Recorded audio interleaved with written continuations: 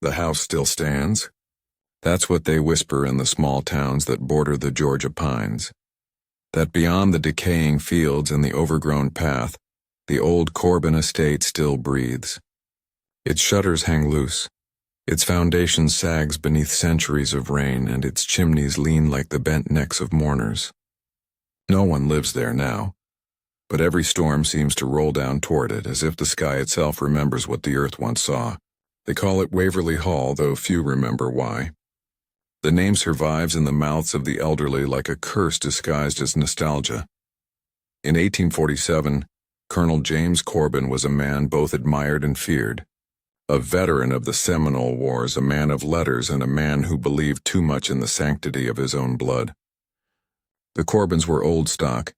Their ancestors had arrived before the Revolution, carving their wealth out of other men's bodies. Their plantation was not just a business. It was a monument to inheritance, purity, and power. But power, like the land, demands to be fed. That spring, Corbin invited several planters from neighboring counties to Waverly Hall. The night was to be one of cards and whiskey, boasting and laughter. But the colonel was restless, poisoned by a kind of pride that needed proof. Before midnight, he made a wager that no man in that room could ever forget, or speak of again. By dawn, the house had fallen silent. Servants vanished. Horses were found wandering the fields, their reins torn and their eyes wild with fear. In the east wing, the colonel's daughter, Eleanor, had taken to her bed, trembling and feverish, whispering of faces she didn't recognize in the mirrors. Days later, Corbin ordered every mirror in Waverly Hall shattered. The glass was buried in the orchard, the ground salted so nothing would grow there again. From that day forward, the estate began to rot from within. Paint peeling like dead skin, wood softening as though it, too, had begun to decay. The townspeople claimed to hear things at night, hammering beneath the soil, doors slamming where no wind could reach. What happened inside Waverly Hall that night was never recorded. But everyone agreed on one thing. After the colonel's bet, the Corbins were never the same. The night of the wager began like any other of the colonel's gatherings. Perfumed tobacco smoke hanging thick in the air, the sound of laughter echoing off the carved mahogany walls, the clinking of glass where expensive brandy blurred the edges of restraint. Waverly Hall had seen its share of indulgence, but that night carried a tension that no one could name. The colonel's daughter, Eleanor, was upstairs in her chambers expecting a child. She had married into another wealthy family 2 years prior, but her husband had been away on military duty for months. That absence hung heavy over the house like an unspoken shadow behind every polite smile and toast. The colonel's guests, 6 men of equal arrogance and ruin, spoke of everything from land disputes to theology. Yet beneath their conversation, a kind of nervous electricity ran. The colonel, proud and half drunk, was eager to demonstrate something. He'd been speaking lately of the purity of lineage, of divine right, of how God blessed certain families with strength and others with servitude. It was the language of the South sharpened to a blade, but that night he went further. There are fragments of letters that survived, ink blurred, names redacted, hinting that he proposed a demonstration of faith, a trial of blood, as he called it. What followed is speculation, pieced together from local rumor and the yellowing journals of the Corbin family's pastor, Reverend Alcott. The Reverend wrote of hearing unnatural sounds from the manor that night, of being woken near midnight by the bells of Waverly's private chapel, though no one was permitted to ring them after dark. He said he saw torches moving through the windows, shadows gathering in the main hall as if the house itself had come alive. By morning the torches were gone, and the colonel was sitting alone at the long table, head bowed, eyes open, whispering over and over that the line is preserved. Afterward, the guests vanished from town records entirely. Some claimed they left Georgia that week. Others swore they never existed at all. But one farmhand who worked the Corbin fields said he saw wagons leaving Waverly Hall before dawn, empty, except for the sound of something moving beneath the tarps. The wager was never spoken of again, but its mark lingered. The servants refused to enter the east wing. Eleanor's chambers were sealed, and in the months that followed, even the birds stopped nesting in the trees around the manor, as though the land itself was holding its breath. After that night, Eleanor Corbin became a ghost in her own home. Servants whispered that she never again stepped past the threshold of her chamber. Curtains were drawn and nailed shut, allowing no light to enter. Meals were left outside her door, untouched for days until flies began to gather. The housekeeper, a stoic woman named Martha Bell, was the only one who dared to enter. What she saw, she told no one, not even the Reverend when he came to pray over the family. But she resigned 3 weeks later, claiming she heard voices that didn't belong to anyone living. In the months that followed, the colonel forbade anyone from speaking his daughter's name. He dismissed half the servants, then replaced the rest with strangers brought from distant counties. When asked about Eleanor, he told guests she was resting under divine affliction. The plantation continued to operate, the crops still harvested, but the rhythm of the house had changed. The windows no longer glowed at night. The piano in the parlor, once Eleanor's favorite, fell silent. The air itself seemed to sour, as if the walls had learned to breathe differently. There were rumors among the townsfolk that the colonel had built something beneath the manor, an underground vault, a private chapel of stone where he prayed alone every night. The ground around the orchard grew uneven, the soil turned black, and nothing sprouted there again. Travelers passing by at night claimed they saw faint candlelight leaking from beneath the foundations, pulsing like a heartbeat in the earth. By the end of the summer, the family physician, Dr. Caleb Hurst, was summoned to the estate. His records, preserved in a fragmentary medical ledger, describe Eleanor as pale to translucence, her pulse irregular, her eyes blackened by perpetual unrest. He noted that she would not speak, but she would hum, a low, broken melody that grew louder whenever her father entered the room. He also mentioned seeing scratches on the walls arranged in neat rows as though someone were marking days that refused to pass. One night in August, lightning struck the farthest oak on the property. The flame spread fast, licking at the roofline, but rain came just as suddenly and smothered it. The house survived, but the fire had revealed something buried near the orchard. A broken mirror, its frame warped. Its glass unshattered but blackened like obsidian. Dr. Hurst recorded one final note. The daughter looked upon it and smiled for the first time in months. Then she began to whisper a name no one understood. From that day on, no one saw Eleanor Corbin again. The Reverend Samuel Alcott had served the Corbin family for nearly 15 years before the wager. In his early sermons, he often praised the colonel's generosity, calling him a pillar of Christian virtue in a region known for sin and superstition. Yet after that night in 1847, the Reverend's tone changed. His handwriting, once firm and orderly, began to tremble across the pages of his parish journal. Whole sermons went unwritten. His last surviving entry before his disappearance reads only, "They brought something into that house, and now it looks back." A few weeks later, the Reverend summoned a small gathering of trusted men, elders from nearby parishes, and one traveling priest from Savannah. They met in the church basement under candlelight. The Reverend confessed that he had been summoned to Waverly Hall by the colonel the morning after the bet. When he arrived, the colonel was pacing the hall barefoot, his clothes torn, his lips moving in prayer that made no sense. The walls were slick with candle soot, and the scent of burned tallow clung to everything. Alcott followed him upstairs, where the daughter's chamber door was open just an inch. Inside, he saw Eleanor sitting on the bed, her back straight, her hands folded in her lap, her eyes fixed on something that wasn't there. The air around her shimmered faintly like heat over stone. The Reverend tried to approach her, but the floorboards groaned and the colonel turned sharply, warning him not to step any closer. He told Alcott that God had entered her body, and that proof of purity had been achieved. Alcott, horrified, demanded to know what the colonel meant. Corbin said nothing, only reached for a small brass key hanging around his neck and pressed it into the Reverend's hand. He told him that if anything ever happened to the family, he was to seal the chapel and bury the key in consecrated ground. The Reverend kept that key for years, even after Waverley Hall fell into disrepair. He never spoke again of what he saw in that room, but his sermons grew darker, obsessed with the fall of the angels and the danger of pride disguised as faith. Parishioners said he looked haunted, his eyes sunken, his hair gone white in a single season.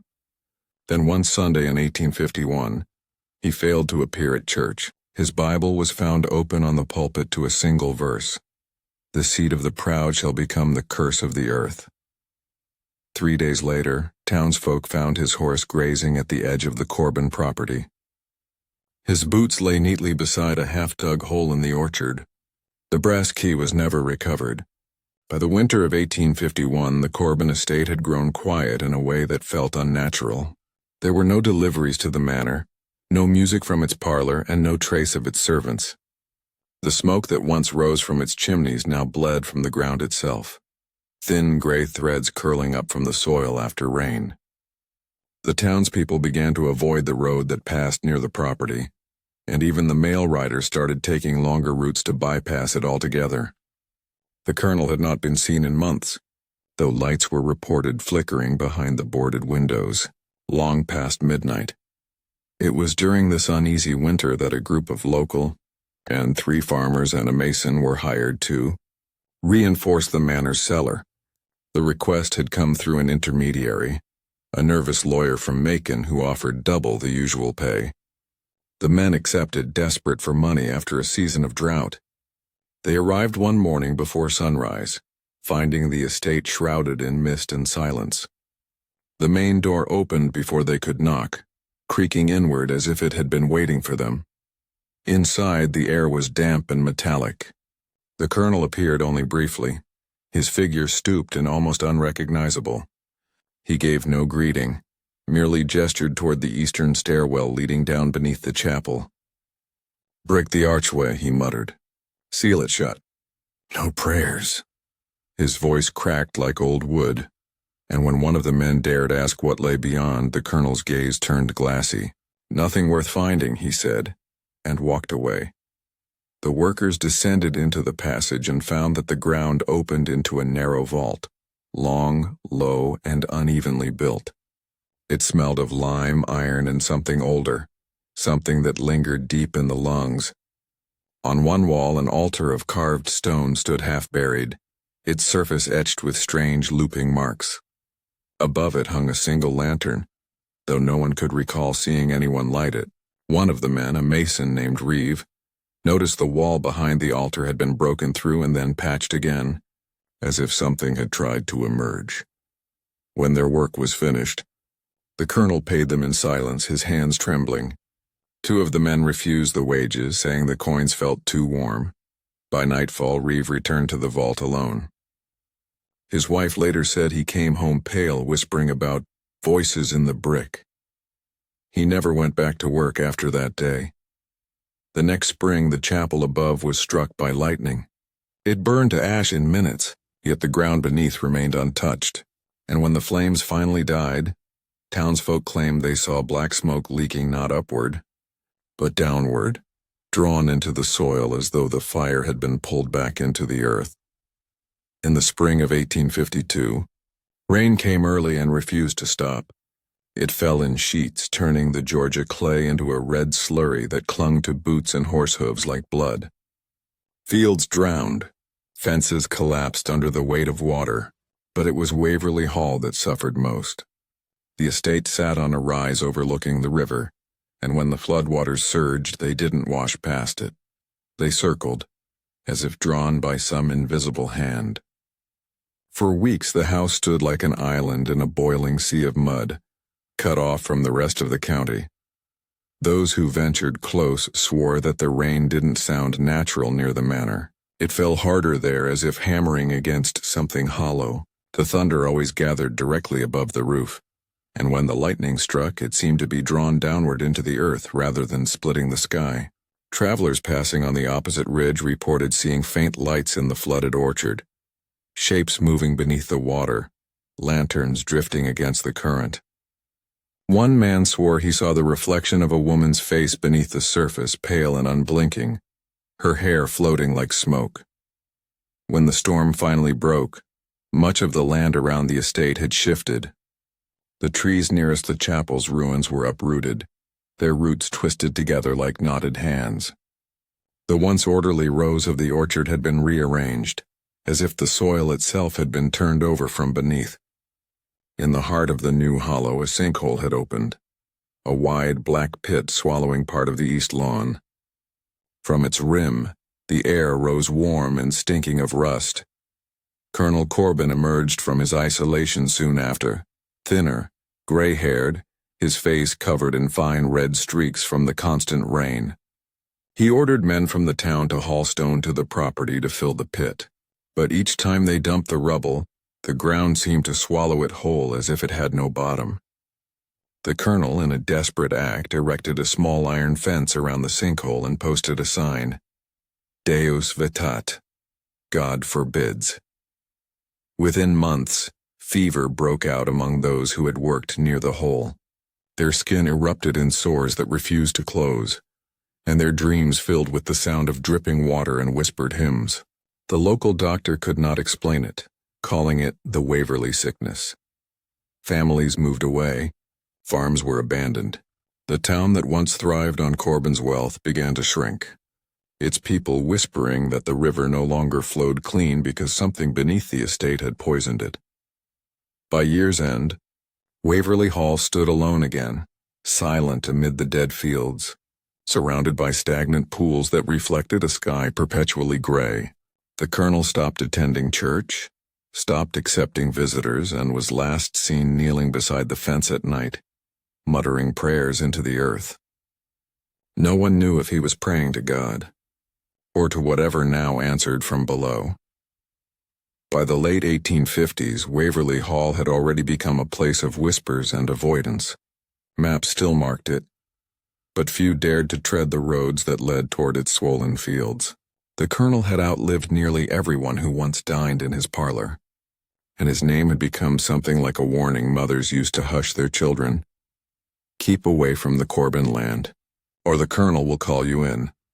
For nearly a decade, no one worked the soil there. The cotton barns sagged, their beams rotted and split, and the orchard's trees grew twisted and pale, bearing no fruit but shedding bark that flaked like ash. Then, without announcement, the lights returned. At first, it was a single lantern seen from the main road, small and unsteady, moving from window to window as though carried by a hand. A week later, smoke rose again from one of the chimneys. The postmaster in town reported a bundle of letters arriving by courier, all addressed in the same handwriting, to the Waverley estate. None carried return addresses. Within days, voices were heard in the fields, low and rhythmic, not in English but in a language that seemed half prayer, half lament.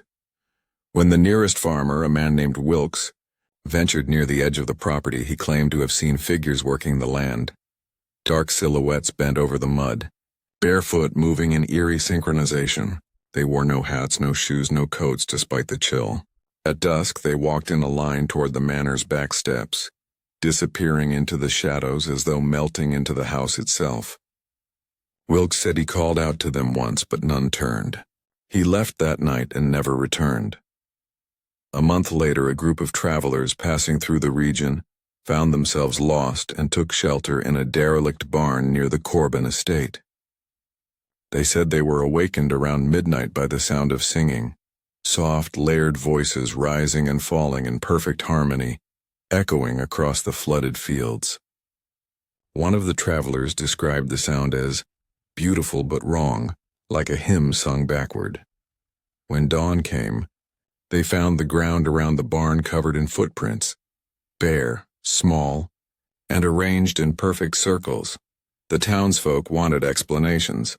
Some said the colonel had finally gone mad and was hiring vagrants to tend his land. Others swore that the servants who vanished years before had come back, drawn by something deeper than duty.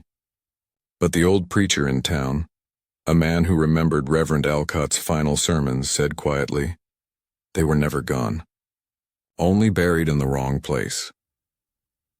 By 1861, the first gunfire of the Civil War echoed across Georgia.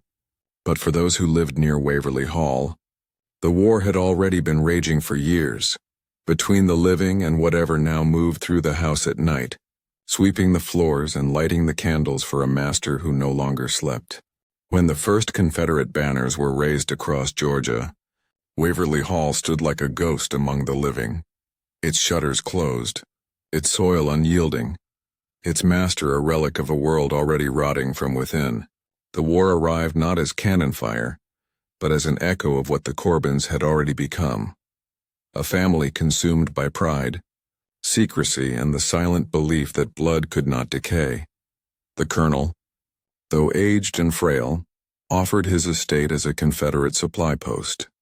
Yet few soldiers dared to stay there longer than a single night. The quartermaster who first inspected the property wrote in his field report that the cellars were unsuitable for storage due to a smell of sulfur and the presence of damp air rising from beneath the foundation. He added, almost as an afterthought, that several crates of ammunition went missing after being stored near the chapel ruins. No explanation was ever given. In 1863, a small regiment of wounded soldiers was billeted at Waverly Hall.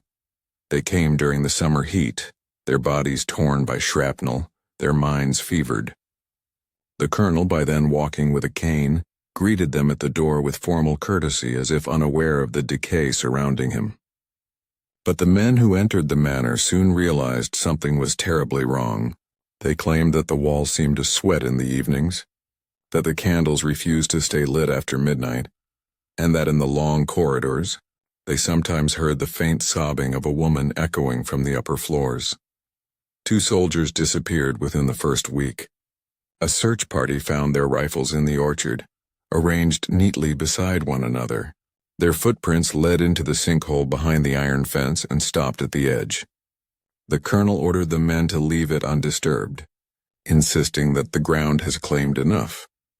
But that night, as the rest of the regiment prepared to depart, one of the soldiers found the colonel kneeling by the pit, murmuring what sounded like names. The next morning he denied ever being there. As the war dragged on, Waverly Hall fell further into ruin. Union forces burned much of the surrounding countryside in 1864, yet somehow the manor survived untouched. Local legend claimed that when the troops approached, their horses refused to cross the field. A few soldiers camped nearby reported hearing drums from within the house, slow, deliberate beats like a funeral march, followed by silence.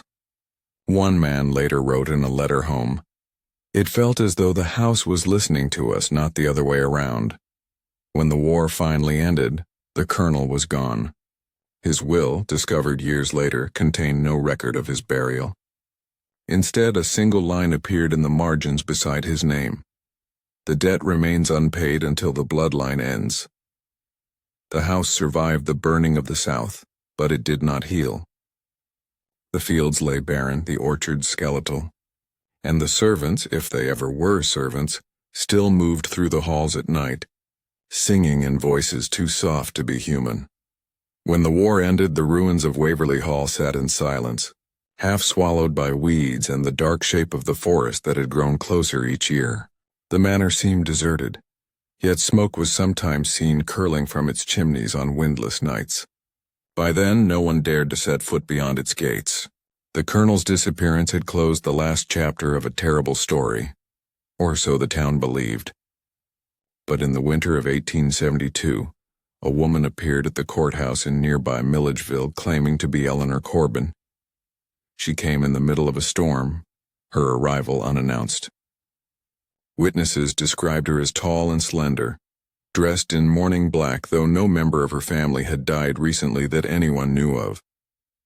Her skin was as pale as the marble floors she crossed, her eyes a washed-out gray that seemed to look through the clerks, rather than at them. She presented papers, birth records, land deeds, an old family seal, and declared that she had returned to reclaim Waverly Hall. The officials were stunned. Eleanor Corbin had been presumed dead for more than 20 years.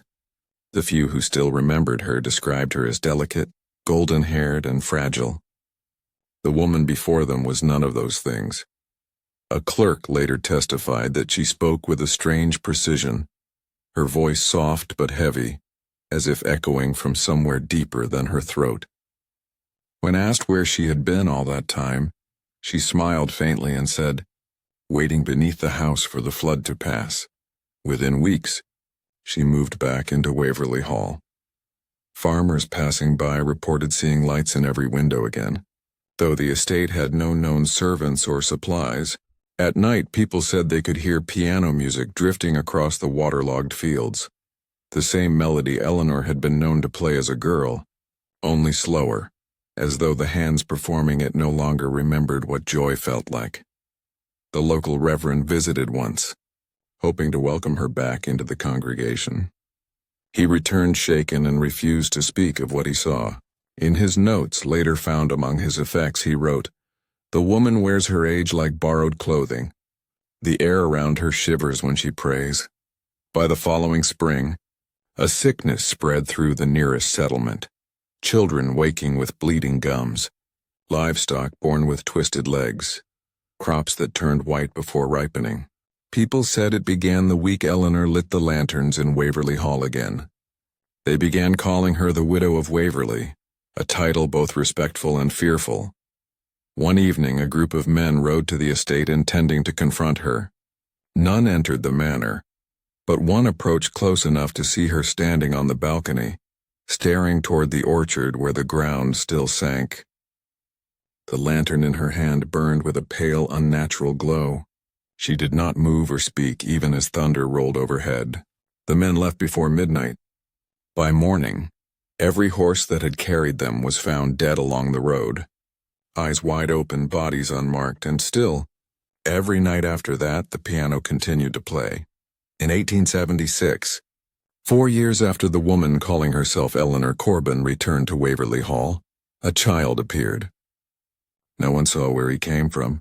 One morning as dawn burned the fog off the marshland, the groundskeeper of the neighboring estate found small footprints in the mud near the old carriage road, bare feet, leading straight to the gates of Waverly Hall. The prints were delicate, almost perfect in symmetry, as though each step had been placed with deliberate care.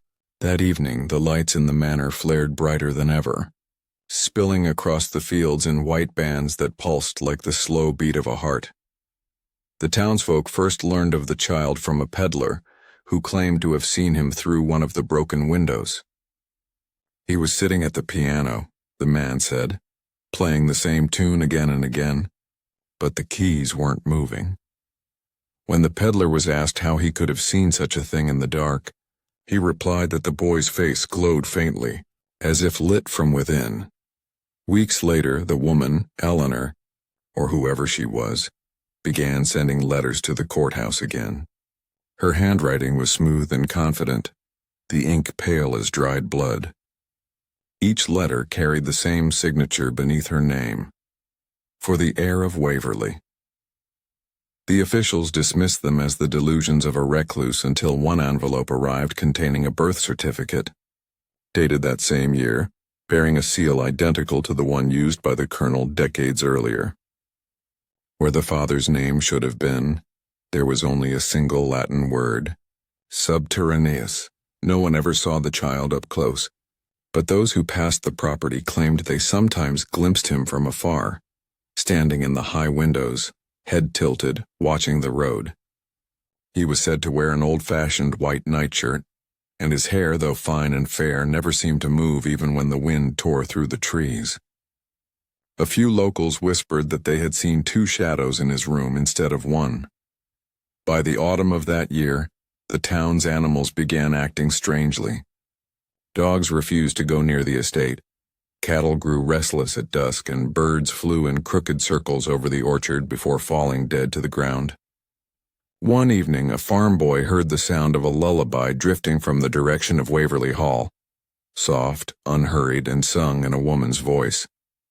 When he crept closer, he saw the boy standing beneath the ruined chapel looking up at something invisible. The song stopped the moment the boy turned and met his gaze. The witness swore the child's eyes were colorless, reflecting nothing at all. That same night, the lights in the house went out. For 3 days, no glow was seen from its windows. Then on the 4th night, a single candle appeared in the uppermost room, where Eleanor's chambers once were. It burned there unmoving for 7 nights straight before vanishing forever. The child was never mentioned again.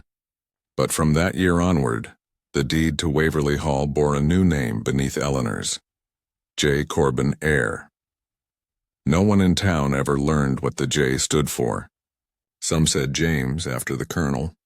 Others more quietly said Judas. In the winter of 1883, a stranger arrived in Waverley Parish under the guise of a physician from the Augusta State Asylum. His name was Dr. Edwin Hale, a gaunt man with a limp and the solemn eyes of someone who had spent too long listening to madness. He rented a room above the apothecary, where he claimed to be studying the collective delusions of isolated communities. The townsfolk accepted him cautiously. Southern manners demanded as much, but his questions soon grew unsettling. He wanted to know about the Corbins, about the woman who called herself Eleanor, and most of all about the child people swore had no shadow. At first, no one spoke freely. The Corbin property was still taboo, a place people referenced only in half-sentences and lowered tones. But Dr. Hale had a way of coaxing secrets from the weary. He sat with old veterans on porches, shared whiskey with grieving widows, listened without judgment. Eventually, a midwife named Clara Densmore came to him one night trembling. She told him she had once been called to Waverley Hall to deliver a child, a request she had refused. 2 weeks later, the woman she had declined to help appeared at her window, barefoot and smiling, holding something wrapped in linen. Clara said the bundle made a wet, whispering sound, like breath caught in water. She fainted before she could see what was inside. Dr. Hale wrote everything down meticulously, filling notebook after notebook. He spoke to parish records clerks, to gravediggers, even to the Reverend's surviving nephew. Each story contradicted the next, yet all shared one impossible thread.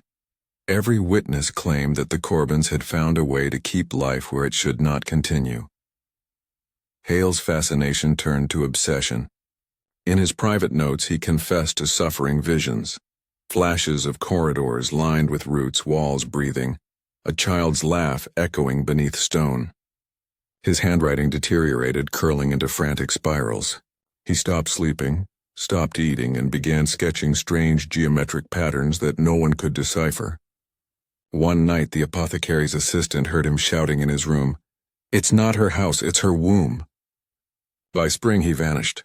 The innkeeper found his belongings neatly arranged on the table, his spectacles, his doctor's bag, and a single mud-stained page torn from his journal. It read, "The foundation of Waverley Hall was not built upon the earth. It was built upon something buried that should never have been unearthed." A week later, 2 farmhands discovered fresh sinkholes opening near the estate. The soil, they said, smelled faintly of copper and ash. When the sheriff inspected the site, he found what appeared to be fragments of old surgical instruments and scraps of parchment bearing medical notations in Dr. Hale's hand. The following Sunday, Clara Densmore was found dead in her bed, her eyes wide open and her hands clasped around a tiny brass key, the same kind Reverend Alcott once carried. No one could explain how she'd come to possess it, nor why on the night before she died, she was seen walking barefoot toward Waverley Hall, humming a lullaby that hadn't been heard in 30 years. In 1902, a fire broke out at the Augusta State Asylum, destroying nearly 3 wings of the building and killing 23 inmates. When workers returned to sift through the rubble, they discovered a locked iron cabinet that had somehow survived intact. Inside were hundreds of patient files scorched around the edges, among them, a collection of manuscripts bound together by twine and labeled in uneven handwriting, E.H. Corbin Case. The papers were sent to the State Archive for cataloging, where they remained untouched for decades, until an archivist named Judith Morrow began restoring them by hand in 1936. What she found inside defied both logic and theology. The first pages were unmistakably written by Dr. Edwin Hale. His handwriting was precise, almost architectural in its order, but his entries grew darker, spiraling into dread. The earliest notes described standard psychological observations: insomnia, fixation, religious mania. But soon his tone shifted toward something metaphysical. Hale wrote that Eleanor Corbin's body radiated a pulse independent of her own heart, and that he had found traces of unclassified mineral growth embedded in the soil around her property. He claimed these deposits formed patterns, symmetrical lattices mirroring human nerve structures. He believed the house itself was growing, expanding subtly each season, its foundations pushing outward as if alive. Tucked between the pages were sketches of strange apparatuses, copper funnels, glass tubing, and vessels inscribed with biblical verses written backward. Hale theorized that the Colonel's bet, decades earlier, had been part of an occult ritual designed to merge human and divine essence through corrupted conception. He wrote, "They sought not pleasure but proof, the unification of flesh with the unseen. The womb as altar, the child as covenant." Then the entries became increasingly fragmented. Words bled into drawings, paragraphs looped back upon themselves. Hale began describing voices beneath the floorboards, whispering in tongues predating Latin. He spoke of a chamber below the orchard where time does not pass, and of symbols carved into the roots of the old oak trees surrounding the estate. He believed the Corbin family had created a lineage intended not for inheritance, but for containment. At the back of the stack, Morrow found something stranger still, a single letter, undated and unsigned, written in an elegant feminine hand. It read, "The doctor believed he was studying us. He was wrong. The house studies all who enter. It remembers the shape of every soul that crosses its threshold."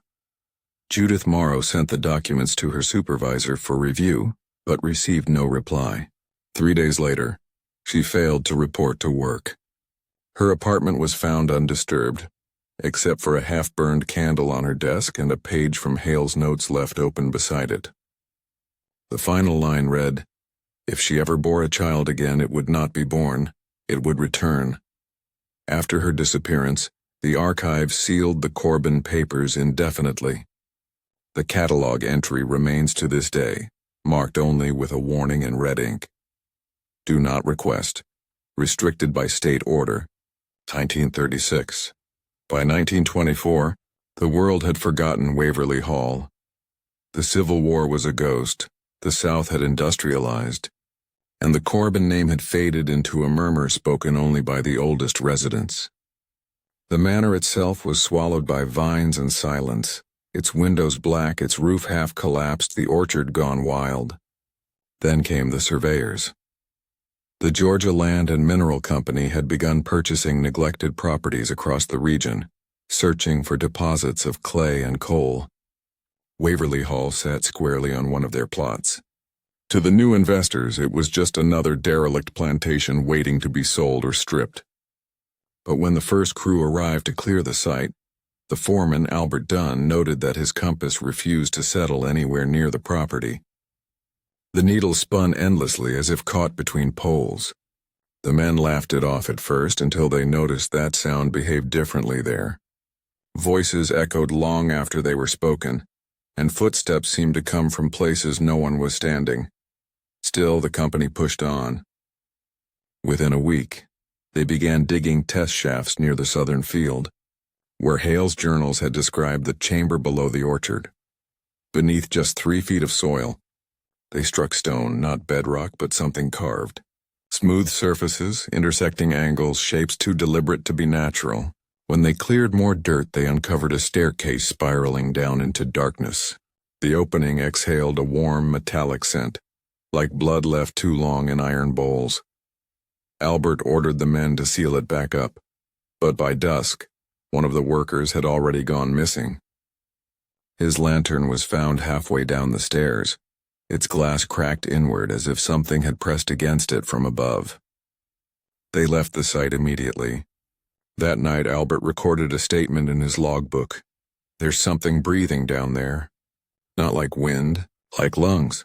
The next morning, the men refused to return. The company threatened them with dismissal, so Albert led a smaller team himself. They descended only 20 steps before the temperature dropped sharply. Their breath turned visible in the beam of their lamps. The walls were marked with symbols, circles within circles, intersecting lines that seemed to shift when light passed over them.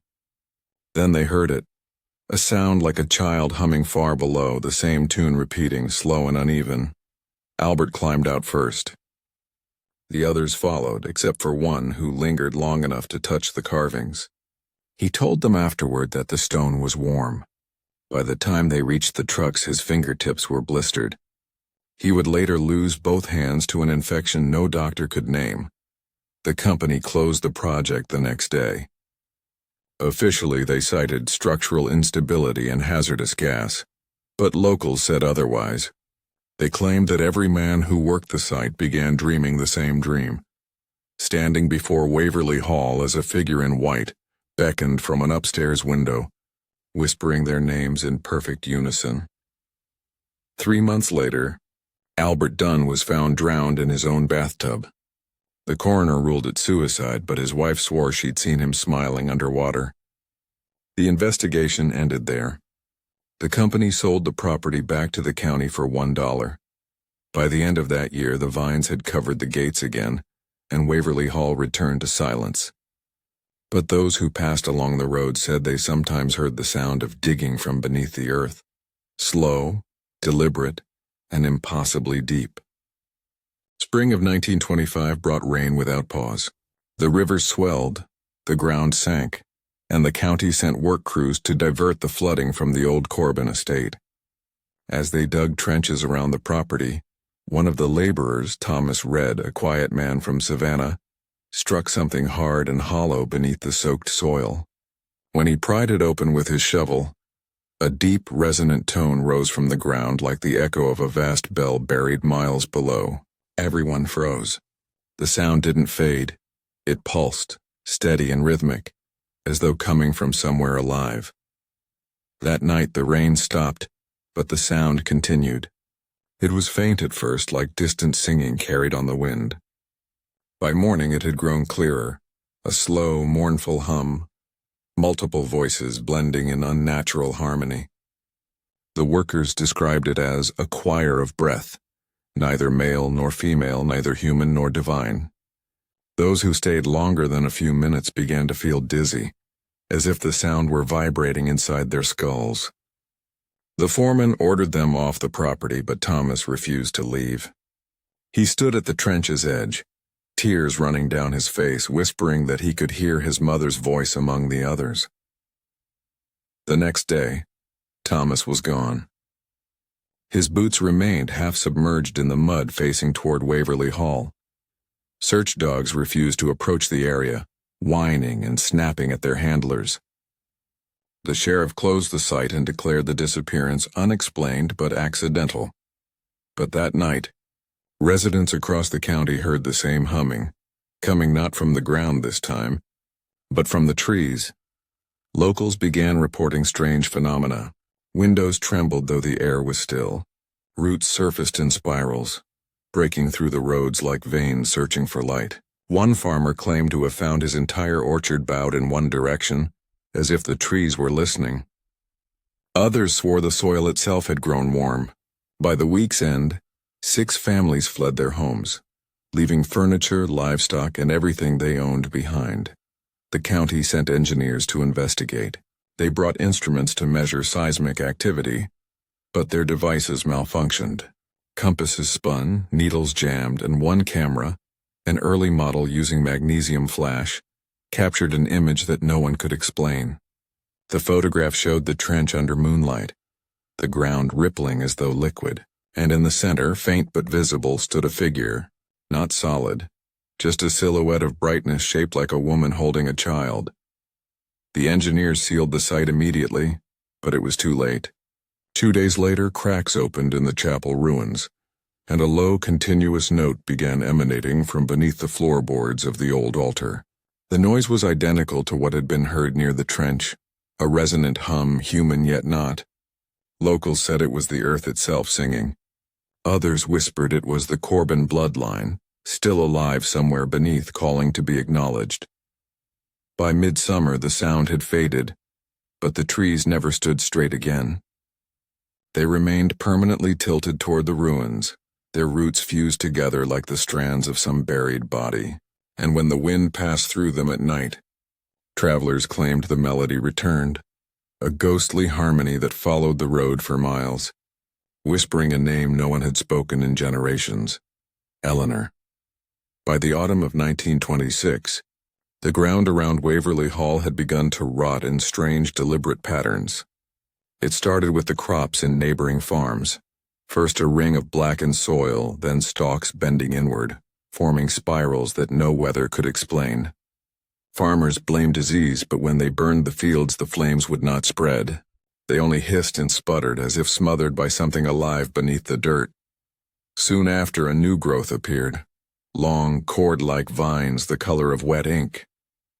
They crept silently across the landscape, weaving beneath fences and curling up porch posts, slick to the touch and pulsing faintly, like veins beneath skin. One night, a farmer named Lem Carver awoke to find his dog barking at the base of an oak tree near the old Corbin property. When he approached with his lantern, he saw that the trunk was strangled by these vines, tight enough to split the bark. And there among the coils were small white shapes. At first he thought they were mushrooms. Then he saw they had teeth. By morning the vines had reached the road. County officials ordered the area quarantined, citing fungal contamination. But the men sent to clear the growth returned pale and trembling. They said the vines bled when cut, dark fluid that steamed against the cold air. One man swore he heard a heartbeat through the earth when his shovel struck root. Within days he developed a fever so severe he could no longer speak, only hum softly through clenched teeth. The others refused to go near him. The newspapers caught wind of the story, publishing short, skeptical articles about Georgia's bleeding plants.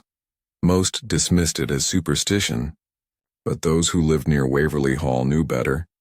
They said the vines grew fastest at night, and that when the moon rose full they glistened with moisture as though freshly born.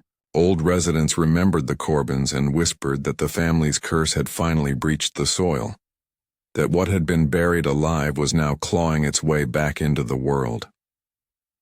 By late November, the vines had entered the manor itself. Local boys who dared each other to enter reported that the walls were webbed with black tendrils that moved imperceptibly when no one watched. The air smelled of metal and decay, yet beneath it was another scent, sweet, almost maternal, like milk gone sour. One boy swore he heard crying from the upper rooms. Another claimed he saw handprints forming on the wallpaper, small and smudged, as if pressed from the inside out. When authorities finally sealed the estate, the sheriff made a note in his ledger: Corbin house and vegetation hazard, non-combustible, expanding. But after he left, he confessed to his deputy that the roots weren't growing from the ground. They were growing from the walls. By winter, the vines had spread across 3 miles of countryside before suddenly stopping, every tendril severed at once, as if commanded by something unseen. The next morning, a heavy frost coated the fields, white and glimmering. Beneath the ice, the vines had turned rigid, their surfaces etched with patterns that resembled veins or perhaps letters. Some who studied them said the markings weren't random. They formed words in Latin. One phrase appeared over and over again: Mater subsistit. The translation chilled even the most skeptical scholar. It meant the mother remains. In early 1927, the state could no longer ignore the reports. The black vines had stopped spreading, yes, but livestock were dying without wound or illness. Wells turned foul overnight, and something in the soil seemed to hum faintly when plowed. The governor ordered an official investigation, dispatching a small team of scientists and engineers under the Georgia Department of Sanitation and Environmental Health. They arrived with motor cars, steel drums, cameras, and notebooks, tools meant for contamination, not possession. None of them believed in curses when they came. The team's leader, Dr. Ruth Emery, was a pragmatic woman in her 40s, known for her meticulous fieldwork and her refusal to entertain superstition. She insisted on full documentation, soil analysis, temperature readings, and photographs of every affected site.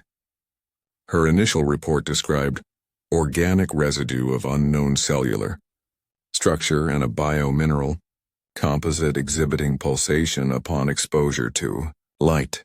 She hypothesized it might be a hybrid fungus formed from chemical dumping or some wartime residue, an explanation she could defend to the state. But after her third day on site, her tone shifted. The men who accompanied her noticed changes first. She stopped eating, slept only an hour a night, and began referring to the Corbin estate not as it, but as she. One technician wrote that Dr. Emery seemed to listen to the ground, pressing her ear to the soil and whispering back as if responding to something alive beneath. The sound recorders they set up to capture the underground vibrations malfunctioned. Each tape played back the same low frequency, intercut with fragments of human breath. On the fifth day, they descended into the remains of the Corbin Chapel. The structure had collapsed decades earlier, but beneath the rubble was a crypt, its stones fused with the same black growth. The team found what they described as a pulsing cavity, a hollow pocket in the earth large enough for a person to crawl inside. Dr. Emery volunteered first. Witnesses said she moved as though drawn, crawling headfirst into the opening despite the heat that radiated from within. When the others tried to follow, a deep vibration shook the ground and the entrance sealed behind her, the stone melting shut as if liquefied. They dug for hours, but she was gone. Only her recorder was recovered, half melted, the reel intact but warped. When played back, the sound was not human speech. It was the same low hum the county had heard for months, but layered, multiplied, woven into something that resembled a chant. Experts later attempted to transcribe it phonetically, producing a single repeating phrase, non mortua. Mater subsistit, not dead, the mother remains. The investigation was quietly terminated. The surviving team members were reassigned or dismissed. Officially, the incident was listed as a fatal cave-in due to soil instability. But one of the engineers, Walter Creel, the youngest of the group, could not forget what he'd seen. He claimed that just before the passage sealed, he'd glimpsed something beyond Dr. Emery. A shape, luminous and fluid, rising from the cavity like a figure formed of marrow and light. And behind it rows upon rows of faces, eyes open, mouths moving in silent hymn. Creel was institutionalized 2 months later for severe sleep deprivation and paranoia. In his final interview, he repeated one sentence until his voice failed. It's not the house that's haunted, it's the earth. The house was only the first mouth. The Corbin estate was condemned and fenced off. Within weeks, the black vines crumbled into dust. Yet every spring thereafter, the soil where Waverly Hall once stood exhaled faint warmth, and the air trembled with the echo of a buried heartbeat. Steady, patient, waiting. In 1932, nearly a century after the Colonel's infamous bet, a woman appeared in Atlanta claiming to be Clara Corbin Hale, the last living descendant of the Waverly bloodline. She was 30 years old, quiet, and pale as candle wax, with eyes the color of rainwater and a voice that never seemed to rise above a whisper. She came forward after the state auctioned the Corbin property for redevelopment, insisting the land was consecrated by a living presence and must never be disturbed. Her claim was dismissed as delusion, until she began describing, in eerie precision, the sealed crypt beneath the chapel, the words etched in its walls, and the black vines that had long since disintegrated into dust. When questioned how she could know such things, she said simply, "She shows me." Psychiatrists at Grady Memorial Hospital examined her and diagnosed dissociative psychosis with inherited delusional memory. But her medical records unsettled the doctors. Her pulse was irregular, slowing and quickening without pattern. Her blood work revealed a trace of mineral content inconsistent with human biology, as though her cells were crystallizing. X-rays showed filament-like growths along her ribs, thin, dark lines that seemed to coil inward toward her heart. She told the doctor she had been dreaming since childhood. Always the same dream. A staircase spiraling beneath a field of roots, a voice calling her name from below, and beneath that voice something deeper, not words but feeling, hunger disguised as love. One of the attending physicians, Dr. Milton Rhodes, began interviewing her privately, believing she might hold the key to understanding a shared psychogenic phenomenon connected to Waverly Hall. His notes describe her demeanor as serene, even reverent. She spoke of the mother, not as a ghost or god, but as an organism, one that had taken root in the soil generations earlier and had learned to think. She said it had used her ancestors as vessels, their bodies as conduits through which it might speak. "We were never meant to own the land," she told him. "We were meant to feed it." Dr. Rhodes grew obsessed with her case. He recorded over 20 hours of interviews before abruptly resigning from the hospital. Weeks later, his wife reported him missing. When police searched his home, they found his study stripped bare except for a single reel of tape and a note in his handwriting. She isn't insane. She remembers what the soil cannot forget. The tape, when played, captured only one voice, Clara's. For several minutes she spoke calmly, describing her dreams. Then her tone changed. She began reciting something rhythmic and guttural, a sound no linguist could identify. Midway through the recording, the microphone picked up a faint secondary voice, lower, slower, overlapping hers like an echo. The two voices soon merged into perfect unison. After that, Clara vanished. Her room at the hospital was empty, the window locked from the inside. The only trace left behind was a thin trail of dark residue along the walls and floorboards, leading to the drain in the corner. The nurses described the smell as metallic, familiar, yet unplaceable. 2 months later, the redevelopment project at Waverly Hall halted indefinitely. The first construction crew reported equipment failures, electrical surges, and a low vibration that seemed to emanate from beneath the foundations. Their survey instruments picked up irregular electromagnetic readings, pulsing at the exact rhythm of a human heartbeat. And on the morning they abandoned the site, one of the workers found something strange growing from the concrete, a small, black vine pushing through the cracks tipped with a single white bud. He crushed it under his boot without thinking.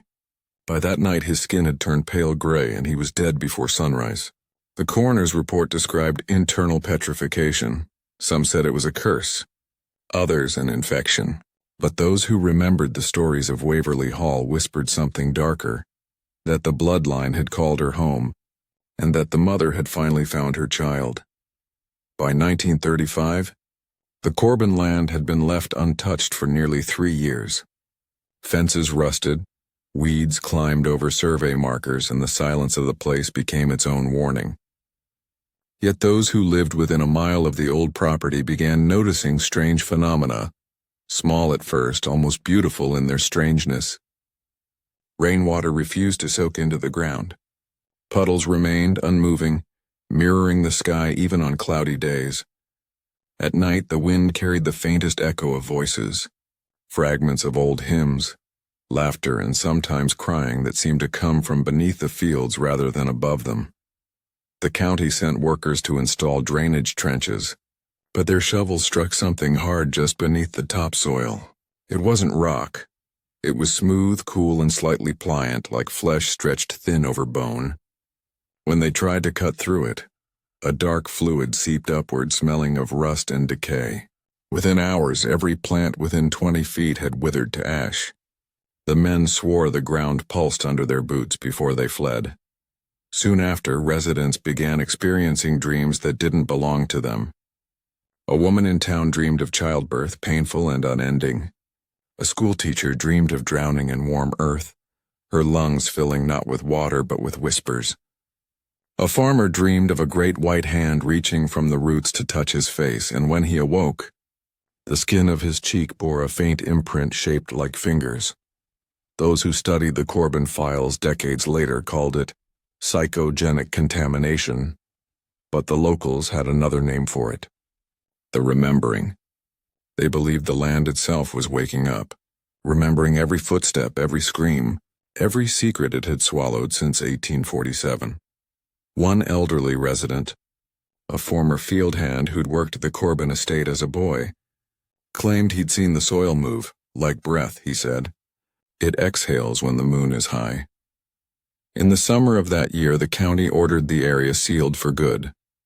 Bulldozers and workers arrived to flatten the ruins, but before they began, the foreman insisted on a blessing. A traveling preacher, Reverend Morris Cade, agreed to pray over the site. Witnesses said his voice was strong, unwavering until he reached the words, "Deliver us from evil." At that moment, the ground beneath him split. Not violently, but quietly, like an old scar opening.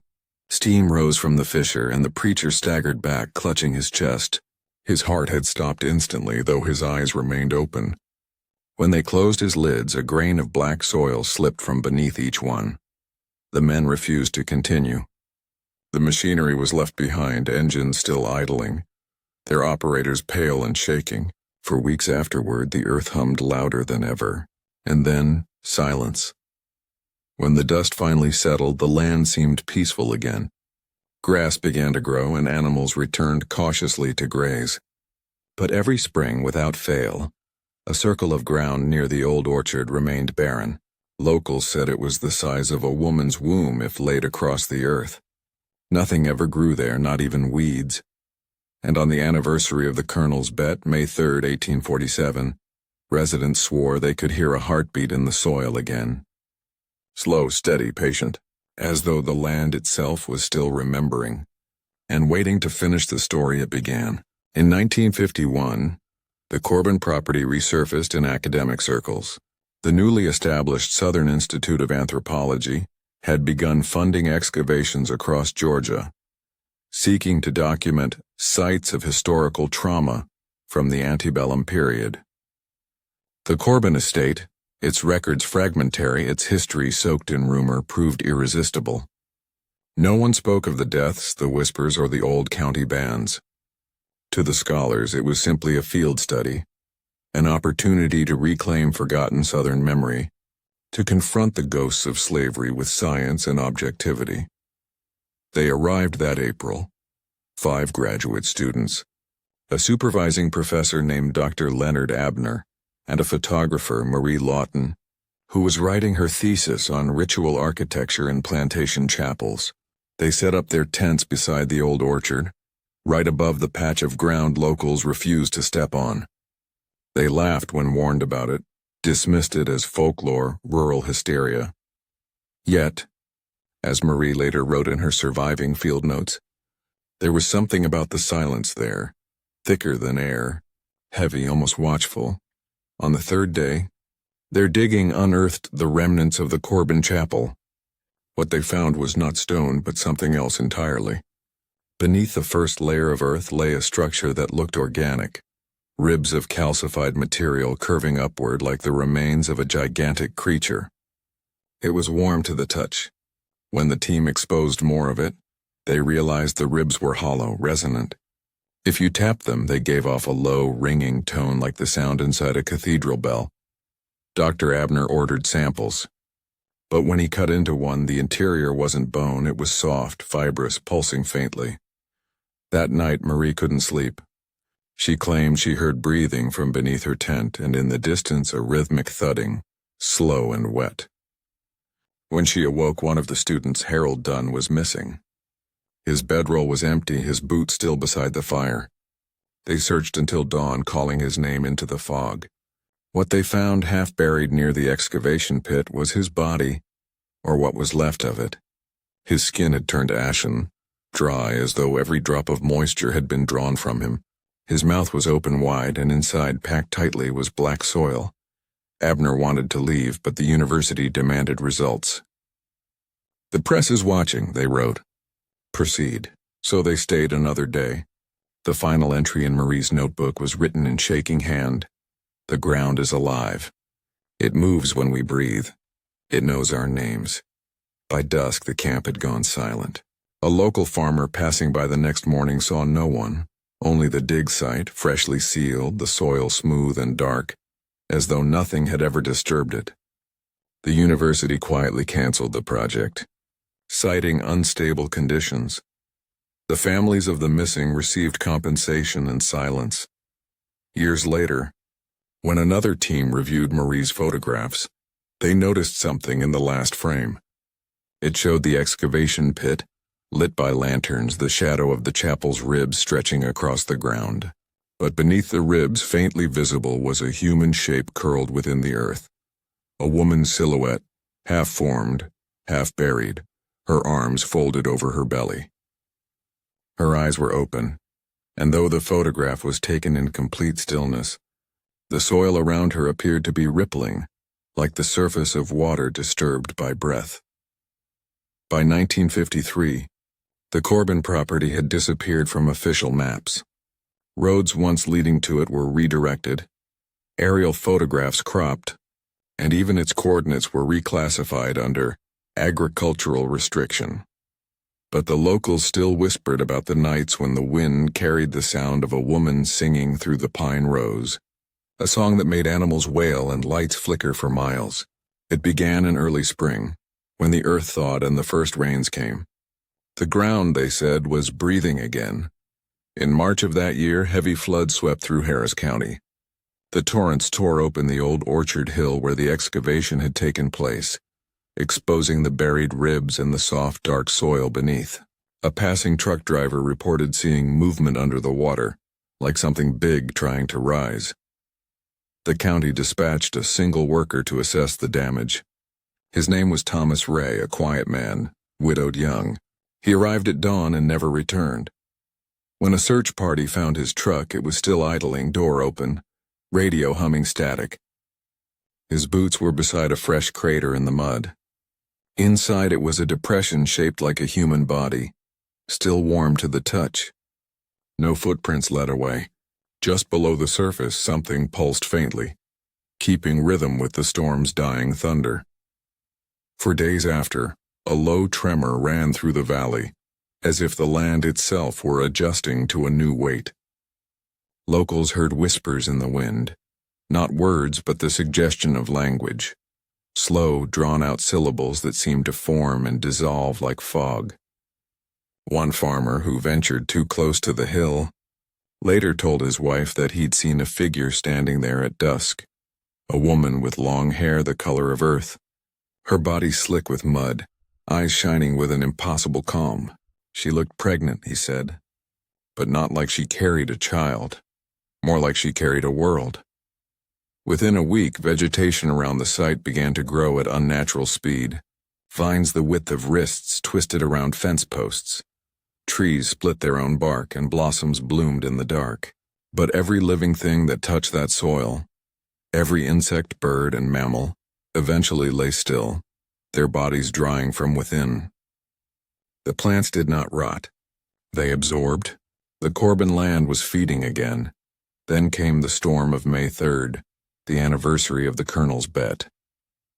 The thunder had a rhythm to it, too measured to be random. Lightning struck the orchard hill 3 times, and witnesses swore the earth itself opened, exhaling steam like breath. From that mist came sound, not screaming, not weeping, but the slow, deliberate cadence of a heartbeat that could be felt, not heard. It spread through the air, through the ground, through the bodies of every living soul within 10 miles. Some knelt, others fled, and some, like Thomas Ray's widow, walked straight toward the sound, smiling through tears as if hearing the voice of a long-lost child. When morning came, the valley was silent. No one entered for months. When they finally did, the orchard hill was gone, flattened into perfect black soil, unbroken and smooth. And yet, when the wind blew just right, the faint outline of a chapel could be seen in the grass, and beneath it, something moved. The state eventually paved over the area, constructing a federal storage facility. No one asked why the ground was so warm during winter, or why light sometimes flickered in patterns that pulsed like breath.